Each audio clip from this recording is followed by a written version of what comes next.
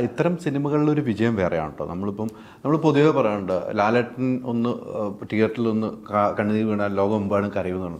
മമ്മൂക്ക ഒന്ന് സങ്കടത്തോട് ദൈവമേ എന്ന് വിളിച്ചാൽ നമ്മൾ ഹൃദയം പൊട്ടു എന്ന് പറയുന്നത്. അത്തരം സിനിമകൾക്ക് വലിയ വിജയമാണ് സംഭവിക്കാറുള്ളത്. നമ്മൾ ഇപ്പോൾ വരുന്ന സിനിമകളിൽ അങ്ങനത്തെ ഒരു സിനിമകളിലേക്ക് യാത്ര ചെയ്തിട്ട് പല രീതിക്കുള്ള സിനിമകളും നമ്മൾ ഇരുകൈ നീട്ടി സ്വീകരിച്ച നല്ലൊരു സമയമാണ് ഈ സിനിമയുടെ എന്നുള്ളതാണ്. ഇത്തരം സിനിമകൾ നമ്മൾ പണ്ട് തൊട്ടെടുത്ത് നോക്കും, അത്തരം സിനിമകൾക്ക് വലിയ വിജയമാണ് കണ്ടിട്ടുള്ളൂ. അപ്പോൾ ഒരു സബ്ജക്റ്റിന് വേണ്ടി കരയുന്നതല്ല, ഒരു സിനിമയ്ക്ക് വേണ്ടി കരയില്ല, ആ കഥ അതിന് നിർബന്ധിക്കുന്നുണ്ട്. അതെ അതെ, അതിൻ്റെ ആവശ്യമാണ് കഥയുടെ. തീർച്ചയായിട്ടും ഉണ്ട്. നിങ്ങൾ തമ്മിലുള്ളൊരു കൂട്ടുകെട്ട് വർഷങ്ങളായുള്ള കൂട്ടുകെട്ടാണ് നിങ്ങൾ രണ്ടും. നിങ്ങളുടെ ഒരു ആ കമ്പനി അങ്ങനെയാണ്. ഏറ്റവും ആദ്യം നിങ്ങൾ കണ്ടുമുട്ടിയ സന്ദർഭം ഒന്ന് ഓർക്കാവോ? തീർച്ചയായും ഓർമ്മയുണ്ട്. ഞാൻ ദുൽഖറുമായിട്ട് ഞാൻ എന്ന് പറഞ്ഞ പടം കാഞ്ഞങ്ങാട് ഷൂട്ടിലാണ്. അപ്പോൾ ദുൽഖറിനെ കാണാൻ വേണ്ടിയിട്ട് സണ്ണി അവിടെ വന്നു. അങ്ങനെയാണ് ഞാൻ സണ്ണിയെ അറിയാം നമുക്ക്, പക്ഷേ അന്നാണ് ഞാൻ സണ്ണിയെ പരിചയപ്പെടുന്നത്. അങ്ങനെ ഞങ്ങൾ ലഞ്ചിന് പോവാണ്. അപ്പോൾ ദുൽഖർ ഞങ്ങളെ അവിടെ താജ് ഹോട്ടലല്ലേ, ബേക്കൽ ഫോർട്ടിൻ്റെ അടുത്ത്. അപ്പം താജ് ഹോട്ടലിൽ അന്ന് പജേറോ സ്പോട്ട് ഉണ്ട്. അപ്പോൾ ദുൽഖർ വണ്ടി ഓടിക്കുന്നു, ഇപ്പുറത്ത് സണ്ണി ഇരിക്കുന്നു, പുറകെ ഞാനിരിക്കുന്നു. നമ്മുടെ അഭിലാഷത്തിലെ ആ സീനില്ലേ, അർജുൻ അശ്വൻ വിട്ടേക്ക് തണ്ണീര ഞാൻ ഇടയ്ക്ക് ഇവിടെ തലയിട്ടിട്ട്, അതുപോലെ ഞാൻ തലയിട്ടിട്ട് ഇങ്ങനെ ഇരിക്കുകയാണ്. അപ്പം ഞാൻ എന്തോ ഒരു കാര്യം ഒരു പറഞ്ഞപ്പോഴത്തേക്ക് ഒരു രസകരമായ എൻ്റെ ലൈഫിൽ നടന്നൊരു കാര്യം ഞാൻ പറയുകയാണ്. അപ്പം ഇത് പറഞ്ഞുകൊണ്ട് ഞാനിങ്ങനെ പുറകോട്ടായി. അപ്പം ഞാനിങ്ങനെ അത് പറഞ്ഞുകൊണ്ടിരിക്കുകയാണ്. ഞാൻ കുറച്ചേരം കഴിയുമ്പോഴത്തേക്ക് ഞാൻ ശ്രദ്ധിക്കുകയാണ്, ഇവർ വേറെ ടോപ്പിക് സംസാരിച്ചുകൊണ്ടിരിക്കുക, ഇവർ ഞാൻ പറയണമെന്ന് കേൾക്കുന്നില്ല. എന്നിട്ട് ഞാൻ ഇവിടെ ശ്രദ്ധിക്കും എന്റെ ടോപ്പിക് കഴിഞ്ഞില്ല. അപ്പം അത് കറക്റ്റായിട്ട് ഓർമ്മയുണ്ട്. സണ്ണി അല്ലേ ആ സമയത്തല്ലേ, നമ്മൾ അതിനു മുമ്പ് ആട് അഭിനയിച്ചെങ്കിലും ഞങ്ങൾക്ക് കോമ്പിനേഷൻ ഒന്നും ഇല്ലായിരുന്നു. അപ്പം അങ്ങനെ നമ്മൾ കണ്ടിട്ടില്ല. പക്ഷെ അവിടെ വെച്ചാണ് പരിചയപ്പെടുന്നത്. പിന്നെ എനിക്കതിനകത്ത് ഇഷ്ടപ്പെട്ടതെന്ന് വെച്ചാൽ, ഞാനൊന്ന് വൈകുന്നേരം ഞാൻ ലൊക്കേഷനിൽ പോയി. ലൊക്കേഷനിൽ ചെന്നപ്പം സൈജുബായിൻ്റെ സീൻ നടന്നുകൊണ്ടിരിക്കുക, ഞാൻ പടത്തിൻ്റെ. അപ്പം സൈജുബായിൻ്റെ അപ്പം DQ ഷൂട്ടുണ്ട്.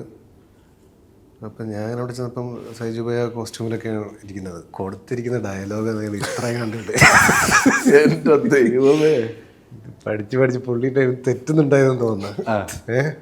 അങ്ങനെ ഒരു മൊമെന്റാണ് ഞാൻ കാണുന്നത്, തെറ്റി പോകുന്നു. പിന്നെ അത് പിന്നെ നമ്മള് ഷെയർ ചെയ്ത് സൈജു എന്താണോ ചെയ്ത്, ഒന്നാമത് എൻ്റെ മലയാളം, രണ്ടാമത്തെ 2 പേജ് ഡയലോഗ്, പിന്നെ അതിനകത്ത് കുറച്ച് ഈ പൊളിറ്റിക്കൽ ഭാഷയാണ്. പിന്നെ പഴയ മലയാളത്തിന്റെ ഇത് നമുക്ക് ഒരു സന്തോഷമുള്ള ഒരു കാര്യമുണ്ടല്ലോ, കൂടെ ഉള്ള ആർട്ടിസ്റ്റ് ഡയലോഗ് തെറ്റിക്കുമ്പോ അതിനകത്ത് അഭിനയിക്കുന്നില്ല, എന്നിട്ട് പോലും സാഡിസത്തിന്റെ ഹൈറ്റാണ്. ഞാൻ ഇത് പറഞ്ഞപ്പോഴാണ് പോക്കിരി സൈമണിൽ നമ്മൾ ഷൂട്ട് ചെയ്തോണ്ടിരിക്കുക. അപ്പോൾ പോലീസ് സ്റ്റേഷൻ ബൈജു ചേട്ടൻ SI ആയിട്ട്. അപ്പം ഞങ്ങളൊക്കെ വിജയ് ഫാൻസാണ്. അപ്പം ഞങ്ങളൊക്കെ വിജയ് നിൽക്കുന്ന പോലെ ഇങ്ങനെ നിൽക്കുന്നത്, ഇങ്ങനെയുള്ളൂ ഇവിടെ സ്റ്റൈല്. അപ്പോൾ എനിക്ക് ഡയലോഗ് ഉണ്ട്, ഒരു 4-5 ഡയലോഗ് പടപടയെന്ന് ഞാൻ പറയണം. ഒരു 3 ടേക്കായിട്ടും ഏതെങ്കിലും ഒരു ലൈൻ ഞാൻ തെറ്റിക്കും. അപ്പം ഞാൻ അന്ന് ജോയിൻ ചെയ്തിട്ടേ ഉള്ളൂ. അപ്പോൾ സണ്ണി തൊട്ടപ്പുറത്തൊക്കെ ഉണ്ടല്ലോ. അപ്പോൾ സണ്ണി ഭയങ്കര സപ്പോർട്ടീവാണ്, എന്നൊക്കെ പറഞ്ഞിട്ടുള്ള ഭയങ്കര സപ്പോർട്ടീവാണ്. അതിട്ട് 4ാമത്തെ ടേക്കിലും പോയി. അത് കഴിഞ്ഞപ്പോഴത്തേക്കും ജിജോ പറഞ്ഞ്, എടാ അത് ക്യാമറ ഇങ്ങോട്ട് വയ്ക്കുക, എന്തോ ക്യാമറയുടെ അഡ്ജസ്റ്റ്മെൻറ്റ്. അപ്പോൾ അതിനൊരു സമയമുണ്ട്. അപ്പോൾ ഞാൻ സണ്ണിയുടെ ചോദിച്ച്, സണ്ണി എങ്ങനെ നിങ്ങൾ ഈ ഡയലോഗൊക്കെ പഠിച്ച് പറയുന്നു, എൻ്റെ ഒരു വിഷമമാണ് ഞാൻ.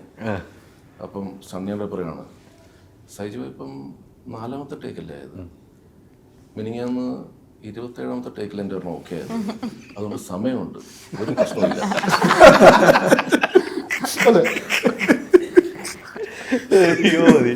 അല്ല, ഇതൊക്കെ പറയാനൊരു സ്വാതന്ത്ര്യം വേണമല്ലോ. അതെ അതെ, അതാണ് ആ കൂട്ടുകെട്ടിന്റെ ഒരു വലിപ്പം.